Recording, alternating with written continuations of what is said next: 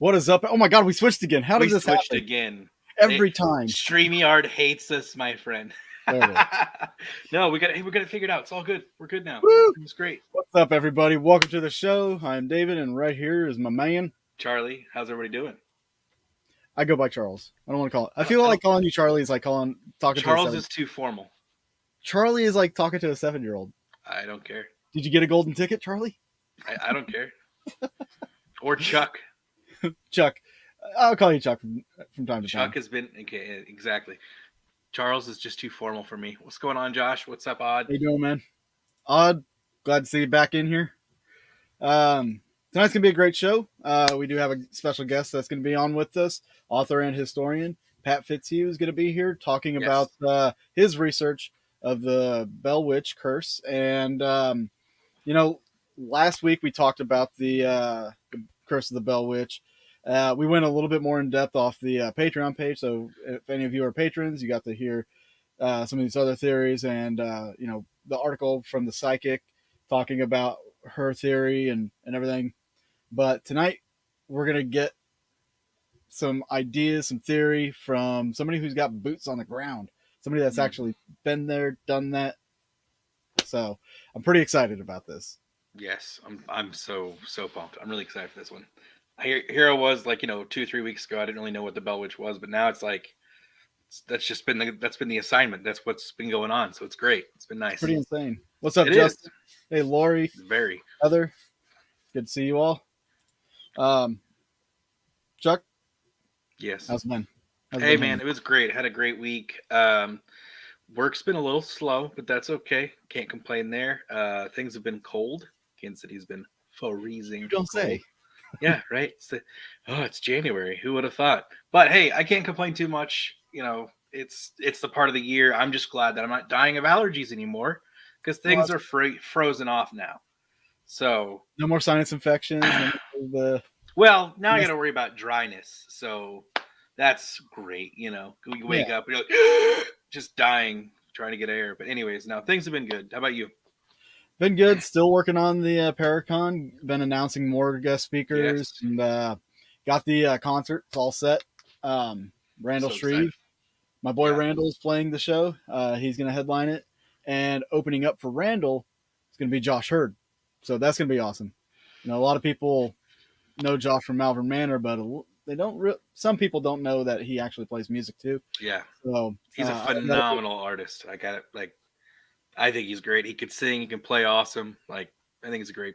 Yeah, he's got that. I don't know, that vibe like the band 10 Years or. But yeah, he kind of puts off that vibe whenever he's playing and singing. So it'll be enjoyable. He's gonna have a booth there, so he'll be there both days. Randall Shreve will just be there for the night. I don't know if he's gonna be there during the day. I offered him a booth so he could sell merchandise and stuff, but we'll see. Yeah, if he wants it or not, whatever. Yeah. For those that are interested, the Haunting History Paracon is October 7th and 8th at the Elks Lodge in Joplin, Missouri. You can get your tickets now. They're available on Eventbrite. You can do a search on Eventbrite for the Haunting History Paracon, or go to the Facebook page for Haunting History. I've been posting like crazy about the event, so you can go there. And in the event page, there is a link to the Eventbrite event where you can get tickets. We do have VIP tickets that gets you access to everything but the ghost hunts. That includes concert, the film contest, the gallery reading from Jessica Potter, and plus the 2 days entrance to the show, and you get a goodie bag too. Or you can just get single day tickets or both tickets for both days for the conference. We do have individual concert tickets and individual gallery reading tickets, and you can access those by clicking on the Saturday event. So with that being said, whew, that was a mouthful, actually. That was you. You just kind of went off. I was like, okay, I'll sit back and chill. Yeah, just the advertiser. That's like, And out there. Lori, I know Dave appreciates every bit of that too. I know he Yes, definitely appreciates absolutely. it. Any sort of sharing, loving, any reactions to our posts or his posts with the Paracon stuff, any engagement is amazing. Facebook likes to curb our stuff. Yeah, if you want to help people on Facebook get their stuff out there, heart react to it. Don't just give it a thumbs up, because the algorithm now is set up to share stuff that gets more hearts, and the likes don't do anything really. Yes, absolutely. For advertising. So encourage everybody else to do the same. And if you want to say screw the algorithms, I'm gonna get it out there to people. You can advertise in the stories. There's no algorithm for the stories. That's what I've started doing with a lot of other things that I post. I started putting them in stories now, and it feels better because it actually is like, oh, people are seeing my stuff. That's great. Screw you, fake book. Anyways, Meta book. Yeah, meta book. I'm sorry, my bad. Meta fake book. Let's go with that. How that it's horrible. Good to have you, Cassie. Always. Yep. All right. Should we kick this sucker into overdrive? There wasn't anything else we needed to put out there. I can't think of anything. Nothing coming up. I don't have any haunted stuff. I don't think you have any haunted stuff. Nothing I want to talk about. At least that you're wanting to talk about. Anyways, that'll come in another time. Yeah, I am getting busy next weekend. So yes, you are. This is going to be the start of something beautiful. No, I can't put my drink anywhere. Well, that's I need to clean up. I need to clean house here. All right, guys. So, without further ado, we want to say welcome and introduce you guys to a gentleman I had met about 5 years ago, I think it was, at the old Fort Paracon in Fort Smith. I knew about this subject, the Bell Witch subject, but I didn't know as much as I thought I knew. And it's because of this man right here. Talking to this guy gave me such insight that we became friends on Facebook, and we've chatted every now and then. And such a great dude, and very insightful, and has a lot of research done and time invested in this. So let me quit bragging about him. Let me bring him on, ladies and gentlemen, Mr. Pat Fitzhugh. Let me unmute him. There he is. Hey, Pat. What's going on, Pat? Thanks for coming on, bud. Hey, how's it going? Greetings from the great state of Tennessee, the land of the volunteers, funky ass weather, and that old thing that they call the Bell Witch. Glad to be here tonight. It's been a long time. Yes. Yeah, we've you came in, you jumped on the stream last week towards the end of it, and you weren't. Of course, you're not part of the Patreon page, so you didn't get to hear the other theories we brought. So I know we'll probably touch on those theories tonight. And for anybody that's watching, if you want to see more of our interview with Pat after this show, you can jump over to our Patreon page and become part of the Boogeyman team, the After Dark team, and you can see more of our interview with Pat. More laid back, hair down kind of interview. Exactly. But for right now, Pat, I want to know how and why did you get involved with the whole Bell Witch curse? Well, when I was a very, very small child, I had a lot of problems with insomnia, as I do right now. And my mother had quite a lot of trouble trying to get me to go to sleep at night. She would try to read me all these little kid stories, and they never would get me sleepy. But she read me this book. Sometimes it was called The Bell Witch at Adams. It was written by a school teacher, and it was a children's book about a local witch. And for some reason, when she would read to me from that before bedtime, I would fall asleep, which I know that's kind of weird, but, I'm wired much different from everyone else. I think what really happened is all these things that she was telling me and what this book said just boggled my mind.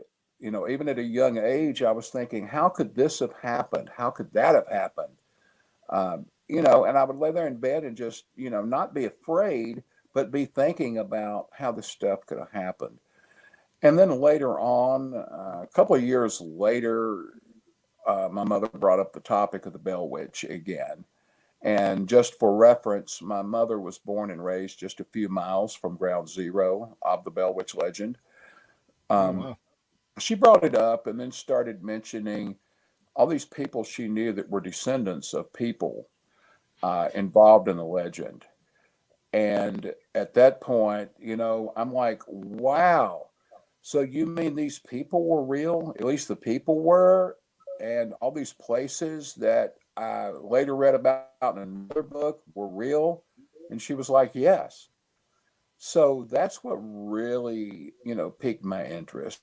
And when I got a little bit older, I started having her take me to places like the library, the archives, places like that where I could read up as much as I can on the legend, trying to make heads or tails out of it, see whether we're talking hocus pocus or what it was. So that's really where I got my start. And I was already interested in the paranormal anyway, a lot of cases, not just the Bell Witch. But I got my start there on the Bell Witch, and it's just gone forward since then. Now you said something that I think is the most intriguing aspect of this whole Bell Witch thing is that I think this is the most intangible thing too is it's based off of real people that you can find documented to be Mhm. to have lived in that time in that area, and it's something intangible, like you can see the Yeah, physical proof of it. So yeah, real people, real places. Um, the biggest challenge to me as a researcher with regards to the real people isn't so much verifying their existence because I did that a long time ago, hmm but trying to understand whether they ever spoke of or wrote about having an encounter with the so-called Bell Witch Mm. and put it in some form where I can actually find and validate it some way. right. That's Like that's the biggest. finding evidence of people's individual stories with having uh, interactions with the Bell Witch. That's pretty Yes, first awesome. account, first-hand accounts. Uh, of course, they would have to be written. They Like, certainly yeah. did recordings back then, and unfortunately, there is no first-hand account in existence, regardless Mm. of what people tell you. There was one account that was purported to be an eyewitness first-hand account by one of the Bell's sons, but where we run into a problem there is that it hasn't been found. It was an old manuscript that the son wrote after he grew up, which that was in about 1846. He allegedly wrote it and spoke of a lot of things that you hear associated with the legend now. Mm. The covers being pulled, children's faces getting slapped, skeptics visiting the house and getting tormented, his father's serious medical illness and ultimate demise, supposedly at the hands of the entity. Sounds really good, but Yeah. that Now, old manuscript has not come to light. I know a lot of Mm. people, well, several people, in addition to myself, who have seriously searched for that manuscript for the purpose of having the handwriting analyzed to see whether or not it could have been Richard Bell's handwriting or it was the handwriting of somebody else, such as the person who wrote the book that said it was the only eyewitness account. So, as a researcher, I have to look at stuff like that. But bottom line, I've had probably 40 people tell me that they actually have the manuscript, but yet when I ask for them to come forward with it or make a photograph of it and show me, I never hear from them again. So, as far Mhm. as I'm concerned, unless I have that manuscript in front of me, can take it down here to Vanderbilt or wherever and have a handwriting analysis, comparative analysis with legal documents signed by Richard Bell. As far as I'm concerned, there's no eyewitness account. Wow. Um, I believe wasn't most, there a book that was supposedly written by one of the sons? I thought maybe maybe somebody just took that the manuscript and. threw that in a book and then used his name for Well, credit. But I thought there was a book.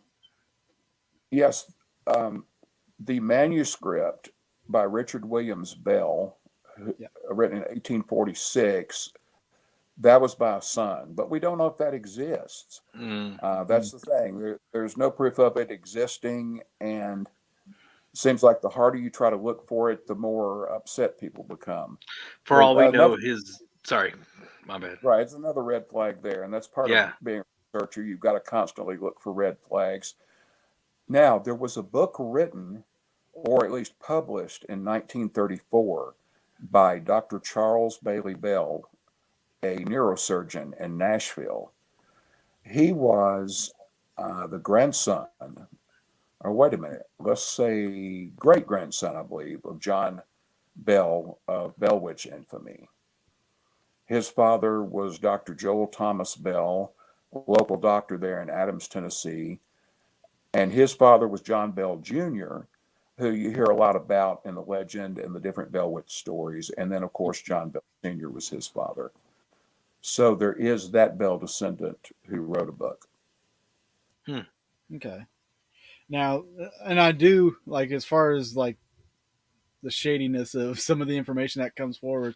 Like I've come across that too in my own research, and like with the spook lights, we had a guy who said he filmed a craft that was where this light was coming from, and said he had video proof and all this, and we called him out on it, and we tried to get an interview and wanted to see it. Never heard from him again. So I think a lot of people out there want to say stuff like, "Yeah, I've got this information," but they just want the clout. They don't want the Yep. they don't want to provide any proof or anything. They just want to be said, "Hey, look at me." It's like demonologists in the paranormal field. A lot of Yeah, people that just a research lot of the people, and convince a lot of people that you've got some much sought after information. Yeah, you're a big dude, but then, badass, whatever. But then you got somebody like me comes along and say, "Hey, lay it on the table. I want to investigate it."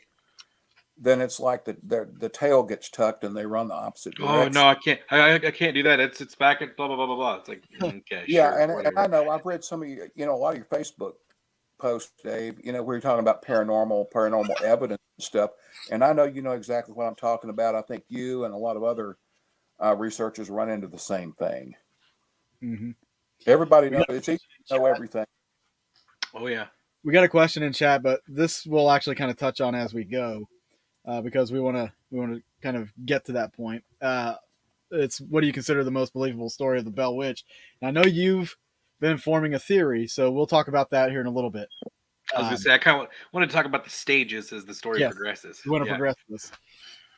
We have a full hour, folks, so Yeah. let's Calm take it yourselves, a little guys. bit of time. Let's pace it. Come on, Odd. Let's pace it. Now, so because how long have you been doing the research on the Bell Witch whole case? I started at a very young age going to libraries, um, archive places, stuff like that. 1978. It was so that's this year it'll be 44 years, and also in that year I went to a place not far from my house. It was an old abandoned house up in the woods on a hill with a friend of mine, and we brought a little Radio Shack tape recorder up there, put it on record, left, and then came back later and picked up the recorder, played it back, and didn't really hear anything exciting. Of course, little did we know, and I don't know if the term EVP had even been coined that many years ago, but I don't know. Who knows? Maybe we did the world's very first EVP and just didn't realize it.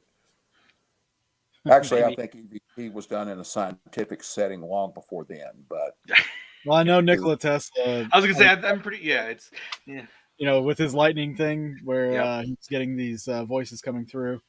Some people thought it was radio frequencies, but he wasn't using radio frequencies. I don't know. Wasn't there? Can't tell you. But so, at what point in your research? I mean, I'm sure at the beginning the stories obviously had you intrigued enough to do the research, but like, Did you find a level of excitement that in the possibility that maybe this would have been true? Yeah. Yeah, of course it would be very, exciting if I could easily find out if it were true. I think it would raise a lot more questions than answers. Mhm. Hmm. Um, yeah, it, you I know, can tell by the look on your face you're tiptoeing around some things. you know, I, as a youngster, of course I wanted it to be true. Yeah. But as I started researching, I went to school, I went to college, I started studying logic, reasoning, fallacies, and things like that. Then I had to ask my question as a researcher, is it my job to prove it true or prove it false? And my answer was no. As a researcher, at least based on the mission that I set out, is just to get to the bottom what caused the Bell Witch legend.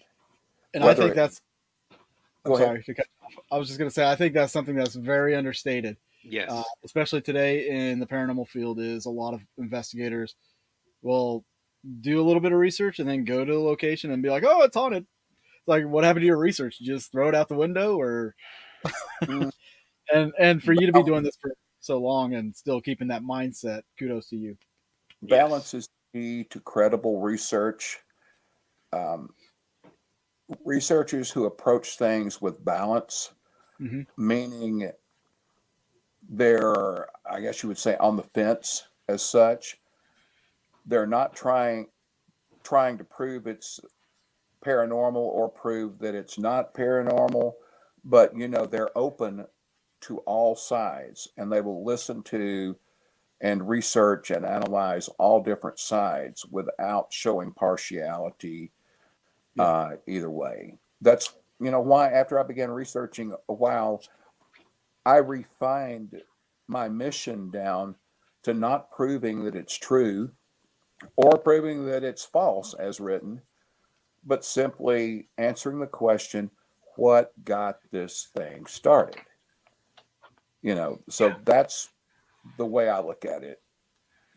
I Now can I give know. you 10 parameters, uh, solid theories, and I can give you 10 solid skeptical theories. But, to what degree of proof could I go to Yeah. Right. or actually even prove any of those? Yeah. So, which leads to the Proof question, results. something that happened so long ago, do we need to look at absolute proof or do we need to look at a preponderance of the information and evidence and see what makes the most sense?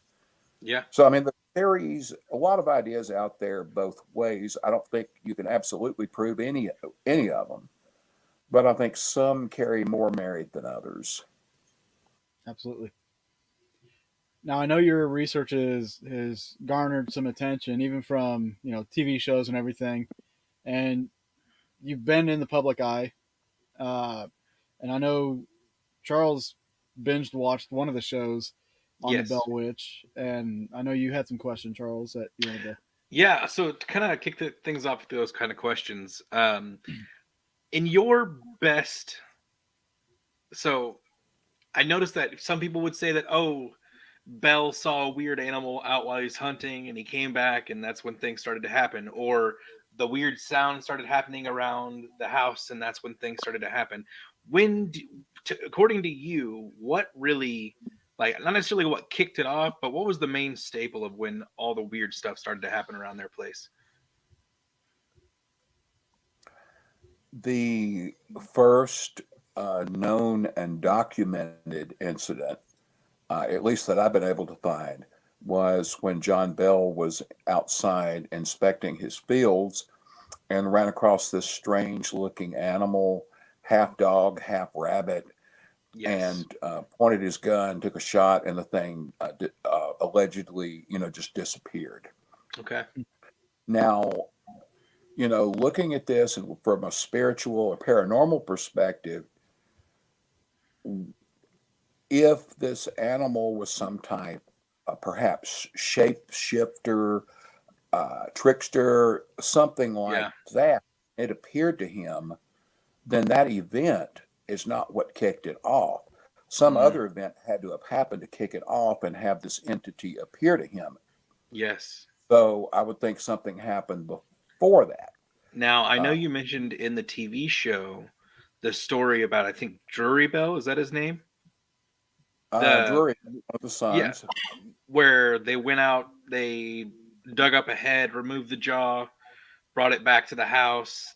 Dad found out what it was, told him to take it back, and then they threw one of them threw the jaw onto the ground, and then I guess it knocked teeth loose. And you'd even said that yourself that um one of the accounts that the witch bell, what she said was like something about losing teeth, or it was a spirit there. A spirit was there because of They some lost looking something. for teeth. Yeah, they lost something, or it was something like that. So, is that? Do you think that could be actually something there too? Yeah, looking from a paranormal perspective, there has always been speculation that there was very much a Native American connection. Yeah, We know that the Native Americans back in I think it was the Mississippian period in culture, specifically the mound builders who came there before the Cherokees and the Creeks. mm, The mound builders did bury their dead in the area. A lot of Native American artifacts have been found, as well as Native American uh, graves. The Corbin Hall story, or excuse me, Drury Bell and Corbin Hall story, where they disturbed the sacred grave. I mean, that's like a classic textbook starting of a haunting. yeah. Right. Like that's why that's Right. So, but what we have to go back, or what I have to go back and look at, there's no information or proof anywhere that those boys ever disturbed a Native American grave. true. The only reason that that's part of the Bell Witch legend is because it was written in a book that somebody put out about 1894, a lot of which is found to be fictional. Mm, And many of those stories have, in recent years, been traced back to other hauntings and cases that were before the Bell Witch and which had been written about and were available in book form, between the 1830s and 1894. So we yeah. don't really have proof that Drury Bell disturbed the grave. But when you look at that and just the theories about the different Native American spirits, sacred graveyards, and as this author also put in the book, that when the Bell Witch spirit was asked what it was and what it wanted, it once replied that it was the spirit of someone buried nearby in the woods who had lost their tooth and they were looking for their tooth. It's almost like a story of like the headless ghost looking for his head. Yeah, That's what it like reminds me of. That Right. classic And, headless ghost. and the author of that book was from that very area. So I think anybody from that area would know right off. They would say, okay, yes, this was a very well known Native American area.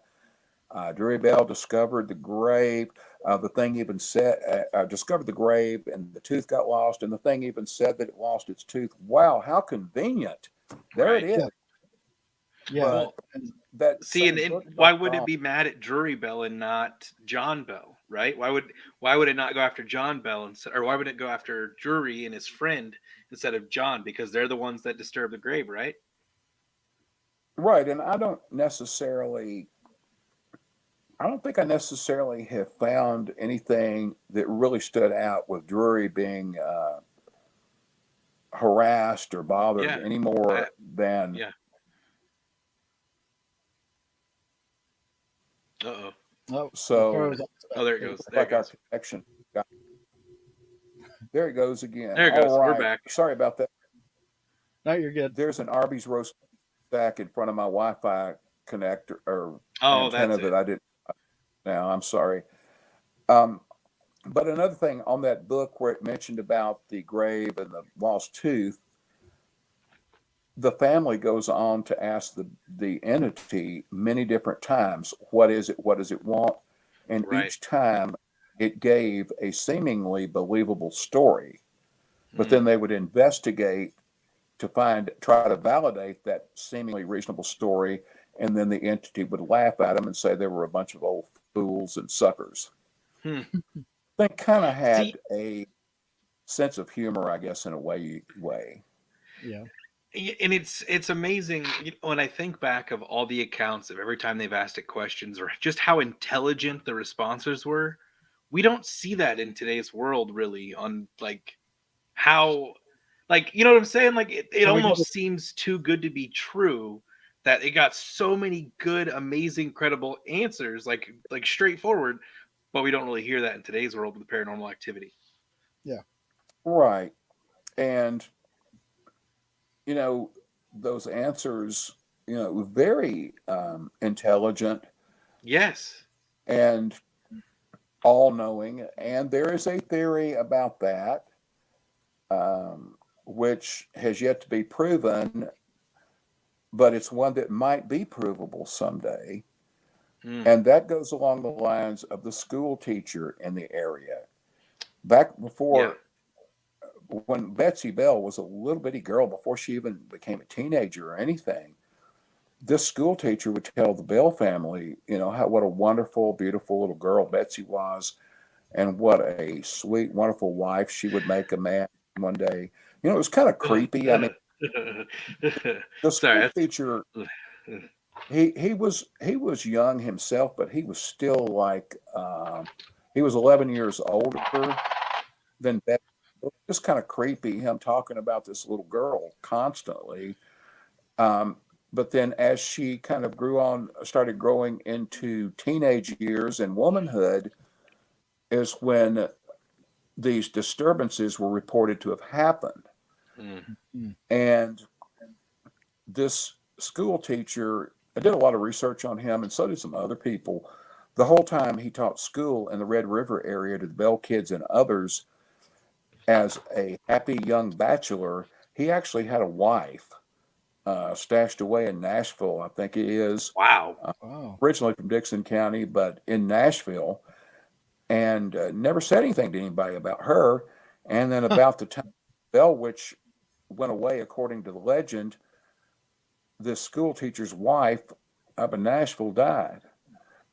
And, Huh. some families, descendants of families who lived at the Red River settlement at the time and who were friends of the Bells, have told me about stories handed down through their families where those kids back then thought this Professor Powell was crazy.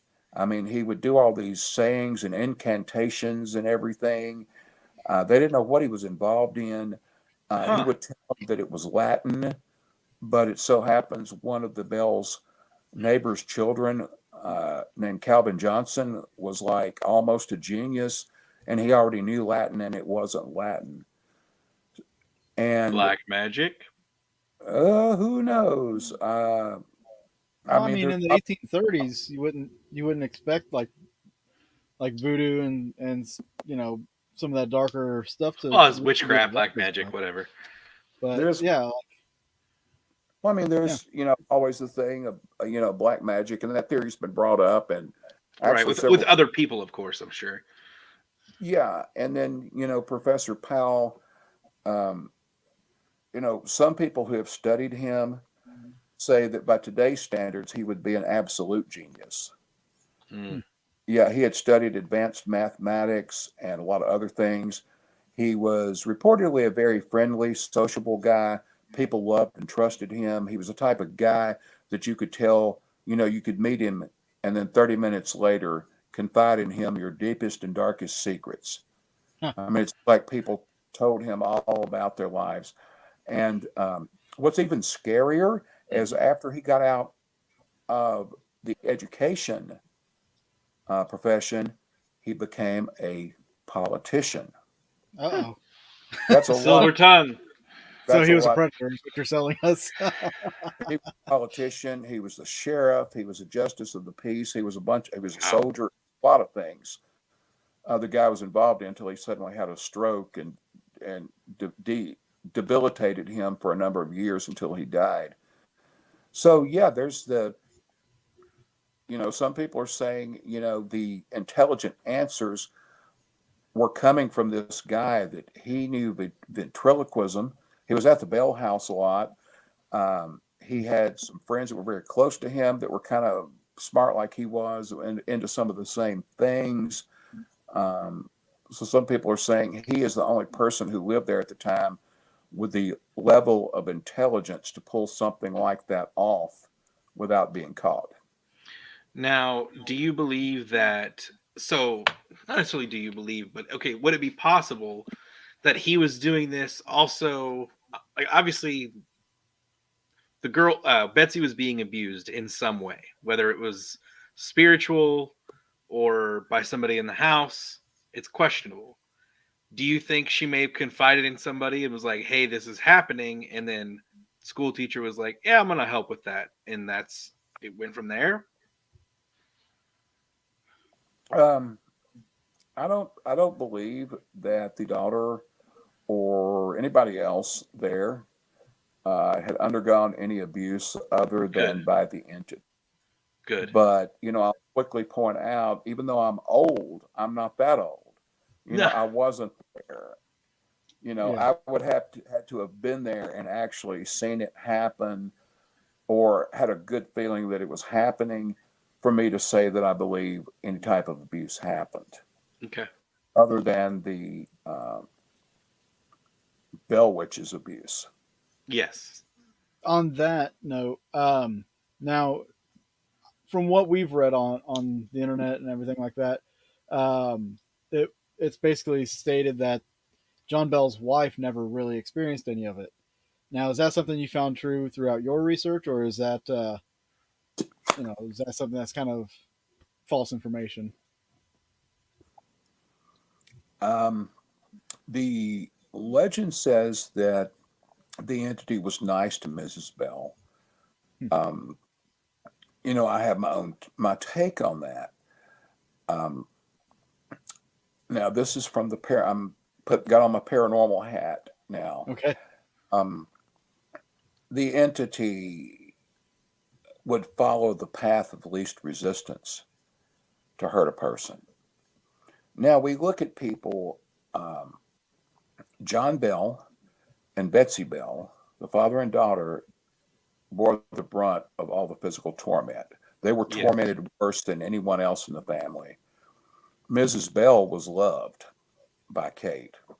Apparently, I mean, according to the legend, the thing brought her grapes and hazelnuts, sang Hmm. hymns to her, would talk sweet, say sweet things to her, and was, talk very highly of her.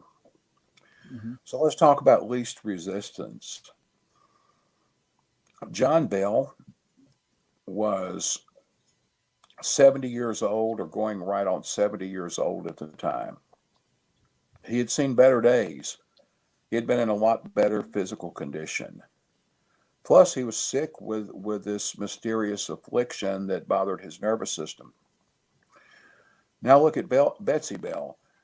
At the time this started, she was 11 years old. Little girl, not quite even, not even a teenager or anything like that.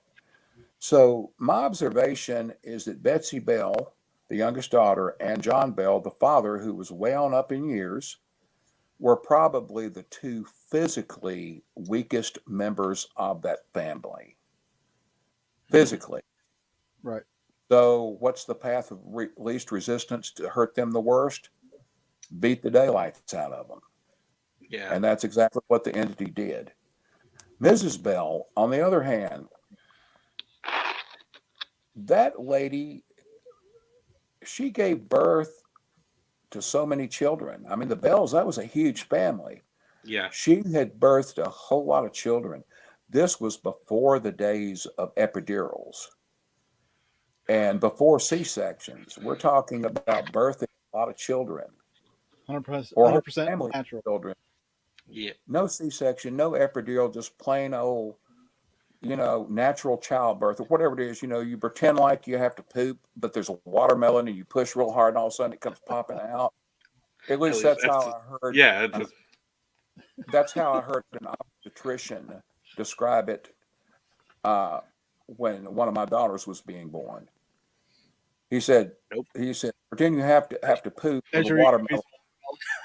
but So with Mrs. Bell, she had given obviously painful birth, natural birth to all these children. I feel that Mrs. Bell, Lucy Bell, was pound for pound the strongest person in that family. Could endure the most pain. I mean, look what all she had been through. And she was still only Make them middle like they aged. used to. Right. She wasn't way up in years. She was still just middle aged and had been through all that pain of so many natural childbirths. Yeah. So do you think the entity is going to try to beat her up? Probably not, because it's not going to hurt her much because she's used to pain. So yeah, with the least resistance, also, I mean, one could take that as being spiritual too. But in that case, John Bell was a deacon of his church, so Good point. spiritually, he would have been probably the toughest one out of the family. So I mean, you beat him physically. I mean, you can't if you can't evoke the fear spiritually, then do it physically. Well, okay, so I found out some more information about that. So, is it true that he was actually excommunicated from his church? yeah, we'll get to that here in 1 second. Okay, I cool. just Nice. to finish my thread about the path of least resistance here. Yes. John and Betsy were physically the weakest, so the entity attacked them physically. Mrs. Lucy Bell was the strongest, so the only thing left to attack was Mrs. Bell's mind, because her body was probably stronger than her mind, even though her mind might have been strong. So how did it attack her mind? By making her sit there and watch and listen to day in and day out her beloved family members getting the crap beat out of them by this invisible entity and them being cursed. Sure, that did quite a number on Mrs. Bell's mind, and I think that tore her up, probably broke her heart, tore her up inside, just really bad. Yeah. Right. Just the mental anguish of seeing your loved ones getting just beat relentlessly, and there's not a dang thing you can do about it. So I think that's how it bothered Mrs. Bell. So I don't really think it loved Mrs. Bell like the book said. I think it hated her too. It just had a different way of going after her. Yeah. I think maybe the loving comments, the sweet talk, and all that was more of a tease than it was being nice and sweet. Well, that's part of the mental game. Yeah. Give her a false sense of love, a false sense of security, false sense of friendship. And I mean, they got her. Yeah. They've got her trust. Had her heart, probably.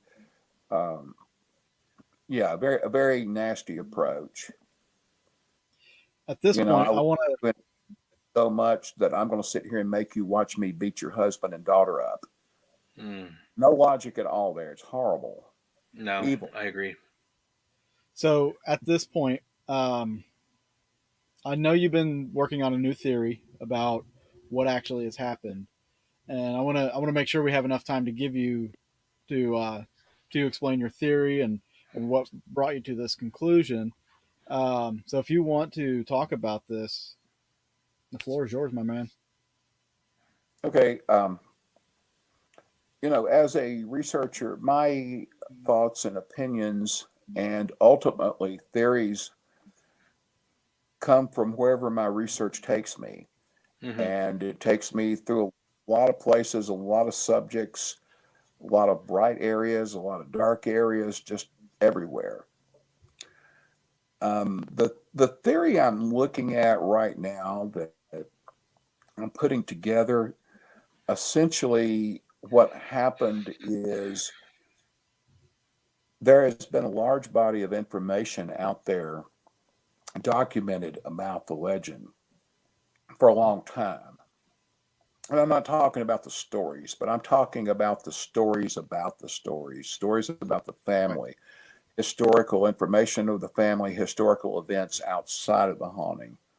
A lot of things out there, a lot of information where I would think, well, if only this or only that, or if only such and such was connected to this or that.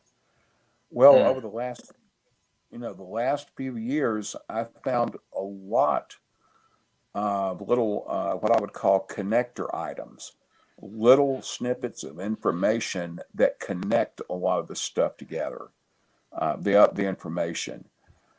And with that, I am able, to come up with a theory about the Bell Witch legend, exactly where it came from, why it came about, and even an alternative theory that would explain a lot of the things that the primary theory may not explain.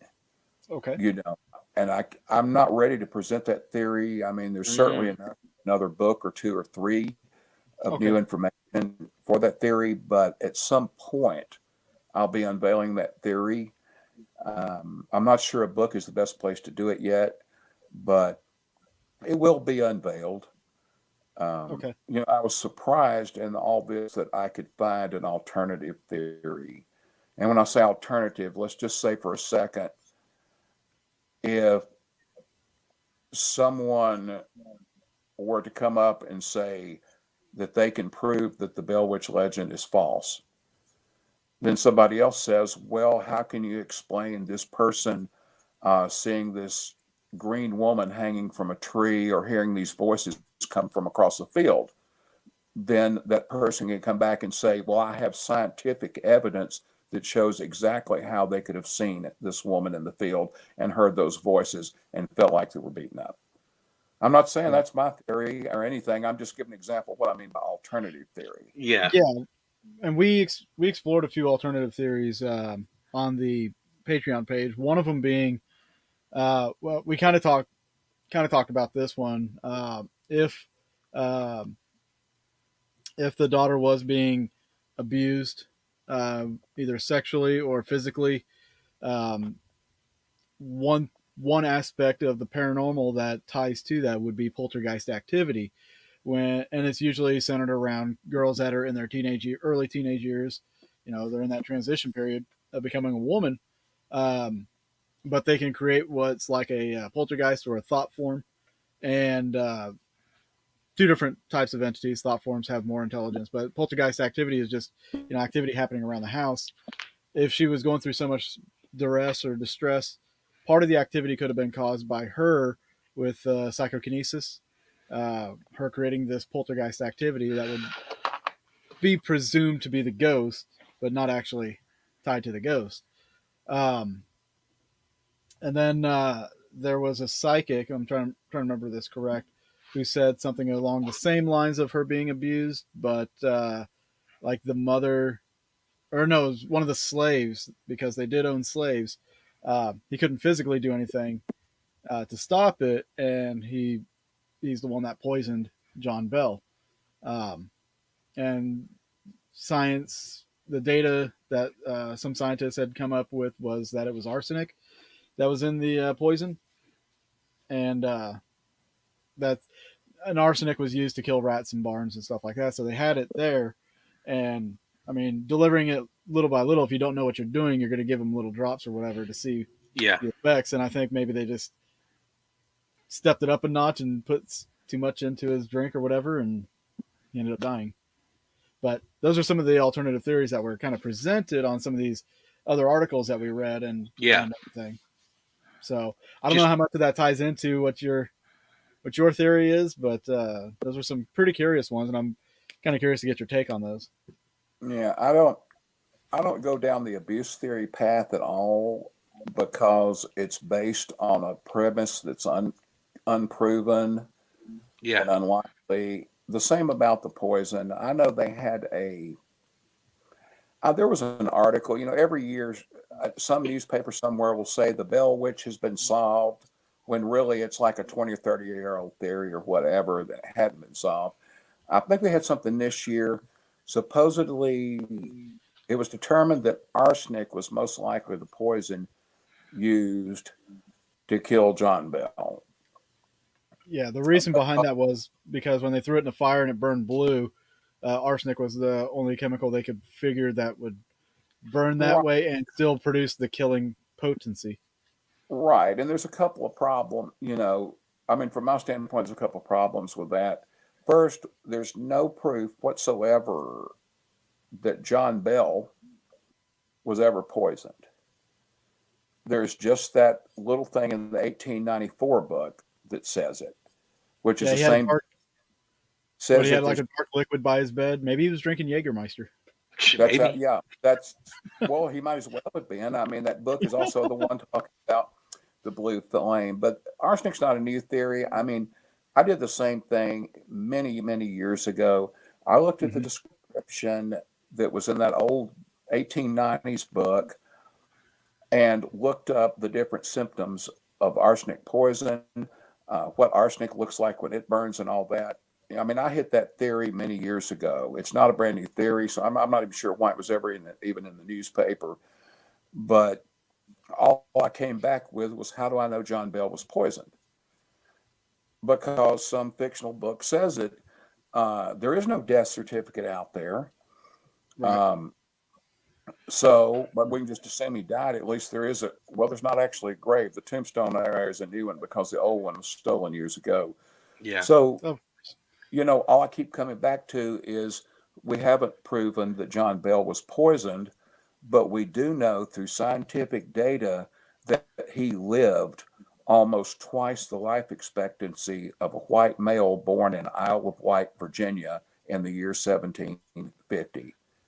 He Wow. died at 70, and his average life expectancy based on where he was born and when he was born was 36 years. So to me, it's more likely he could have died of old age or a number of natural causes. yeah. The part of that article was also talking Now, about like neurological he have or been neuro. poisoned, Go ahead. certainly, but we don't know that. Mhm. We don't Part even of know that if article he's was poisoned. talking. Sorry. Part of that article was talking about neurological disorders because it was some of the things that people talked about was the twitching of his face and certain things. People thought he might have had it, or some certain doctor thought he might have had some kind of neurological disorder and could have also been the culprit behind his demise. Yeah. What are your thoughts on that?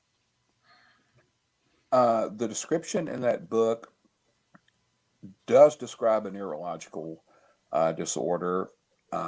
Years ago, I spent quite a bit of time discussing that with a John Bell descendant who was a medical doctor and a teacher at a medical school. And, the way he talked, he thought it sounded like a neurological thing too. Now, So we some can, people, go ahead. so we can confirm that those descriptions in the book do relate to a neurological disorder. Not saying that's what happened, but just explains what's in those books. If the book was accurate in the description, Right. it could point to a neurological order. Yeah. And where I have to approach this from is the fact that not everybody who has neurological disorders is full of arsenic either. Right. Right. So, Exactly. What time is it? I want to make sure we 8:54. 8:54. Okay. We are going to continue this conversation and this in-depth look at the Bell Witch on our Patreon page, guys. If you haven't followed our Patreon page, now's the time to do it. I will post a little banner here. You can go to our Patreon page, become part of the After Dark crew. You'll get access to the additional content that we do, the After Dark show, and this interview is going to continue over there. We've got a little bit of time. If anybody has any questions, we'll try to get those in real quick. Yeah. So Anybody wants to ask a question? throw them into the chat. Well, I'm trying not to burp from this root beer as I'm talking. But yeah, you guys can throw them into the chat. We'll try to get some of them answered before then, and then the After Dark show will start at 9:15. So Yes. I mean, I do have a question. yeah, go ahead. While we're waiting for other questions, Is it true that John Bell actually killed someone? The North Carolina version of the legend says that he killed a man named John Black. Whether or not that's in the records, we don't know. I know I was not able to find that in the record. So, as far as I'm concerned, it's not true, but Okay. it doesn't mean it couldn't have happened. But it is most definitely part of the Bell Witch legend. Now, The I legend. know that some people tend to use that as the reason he was excommunicated from the church. Have you heard that too? No, that would be At all? false. Okay, what led to the excommunication? Because I know we mentioned it earlier, so I just want to touch upon that. Okay, Mr. Bell had sold a slave to a man named Benjamin Batts, not who is a brother-in-law of the woman named Kate Batts that a lot of people like to say was the reason for all this. Mr. Batts could not go get the slave from Mr. Bell's farm immediately.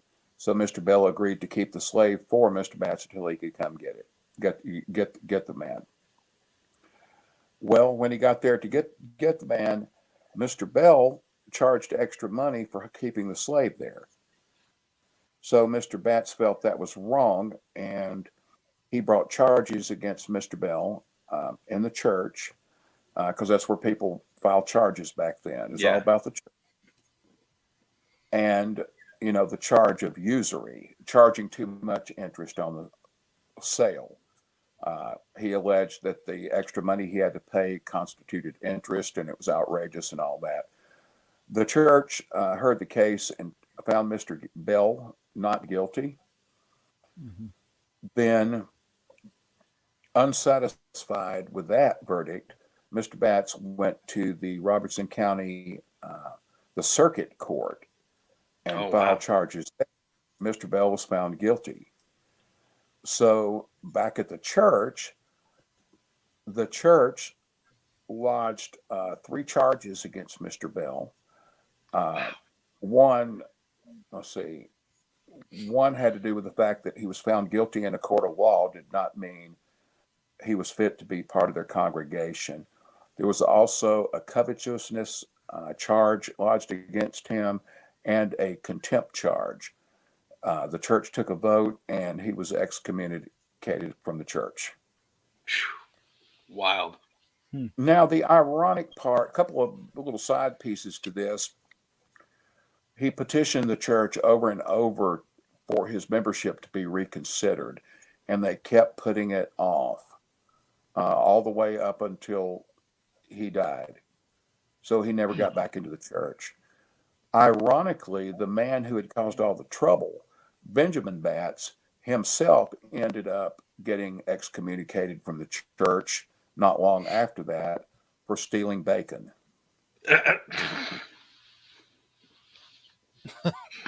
It's fantastic. That's fantastic. That went a completely different direction than I was expecting. I mean, it is bacon. It is bacon. It is bacon. The one question in here was from Odd. Asked, what do you consider as the most believable story of the Bell Witch? Without like, obviously there's your theory that you're going on, but as of right now, with the info that we have, what do you think is the most, I would say, credible or believable story? Yeah. Okay. Let me think how to answer this, because probably a lot of people won't be very happy with this answer. There it goes. Starting to bring the fire.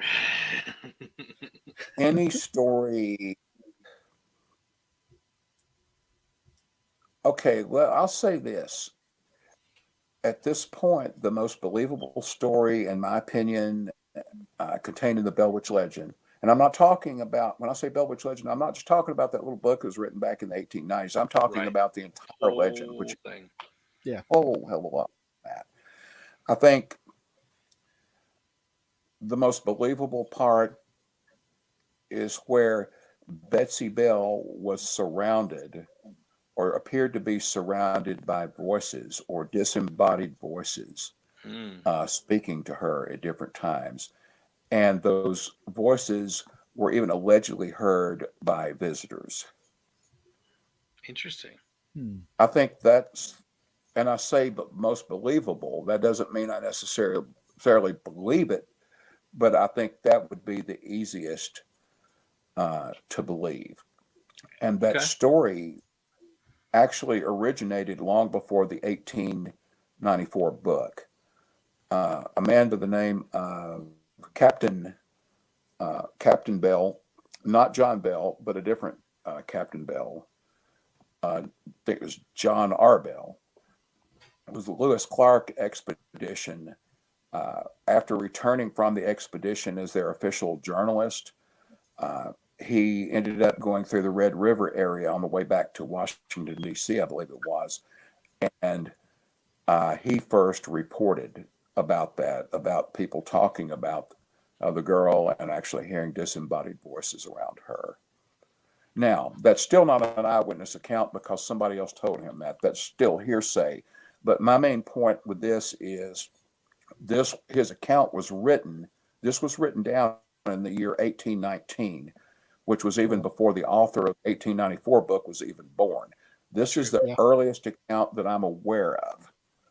Wow. I didn't find it. Awesome. Somebody else found it, but I read it, and it's a big part of a theory I'm working on. Okay. But yeah, disembodied voices, Betsy Bell, I think that's probably the most believable, and that's what this very earliest account mentioned. Interesting. Sounds pretty kind of paranormal. All right, guys. That's going to do it for us here on this portion of the show. Yes. Again, if you want to follow us onto the Patreon page, you can get more of this interview. For our Patreons, we'll see you in just a few minutes. And for everybody else, thank you for joining us. And hope you have a great week. And next week, we'll be back at the same time and same place. Bye, everybody. Have a wonderful night.